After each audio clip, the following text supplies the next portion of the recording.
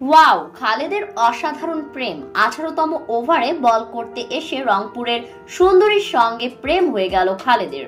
খালেদকে দেখে তখন গ্যালারি থেকে কি করলেন এই সুন্দরী, বিস্তারিত জানুন পুরো ভিডিওতে। টানা 8 জয়ের পর হ্যাটট্রিক হার রংপুরের। চলমান বিপিএল এর শুরুটা দুর্দান্ত ছিল রংপুর রাইডার্সের। টানা 8 ম্যাচে জয়ের মুখ দেখেছিল নুরুল হাসান সোহানের দল, কিন্তু সেই ধারাবাহিকতা যেন হারিয়ে ফেলেছে রংপুর। টানা 3 পরাজয়ের মুখ দেখল তারা। সবশেষ বুধবার চিটাগং কিংসের বিপক্ষে হেরেছে বড় ব্যবধানে।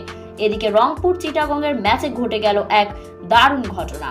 ঘটনাটি ঘটে রংপুর ইনিংসের 18তম ওভারে বল করতে আসে খালেদ, আর তখন গ্যালারির এক প্রান্তে মন খারাপ করে বসে থাকে রংপুরের এই সুন্দরী। কারণ বিনুরার 17তম ওভারে রিভিউ নিয়ে বেঁচে যায় ইফতিকার আহমেদ। তখন রংপুরের দলীয় 102 রানে 5 উইকেট, যার কারণে মন খারাপ এই সুন্দরীর।